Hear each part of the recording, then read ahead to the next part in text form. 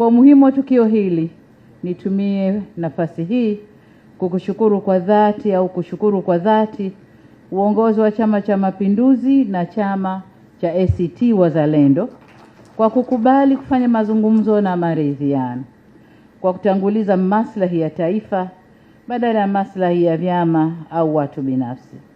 Kwa umakhususi kabisa ni kushukuru wewe Mheshimiwa Rais wa Zanzibar pamoja na Mheshimiwa Othman Masoud Othman kwa kutanguliza maslahi ya nchi katika kutafuta mustakabali wa pamoja wa amani kwa nchi yetu Zanzibar.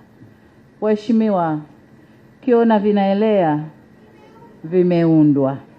Kwa dhati ya moyo wangu na washukuru viongozi wetu wakuu wastaafu wa Serikali ya Mapinduzi Zanzibar, Mheshimiwa Amani Abeid Karume na Mheshimiwa Dr. Ali Mohamed Shein na wote walioshiriki kwenye mazungumzo kwa hekima na busara katika kusimamia na kuongoza mazungumzo yaliyofanikisha makubaliano haya.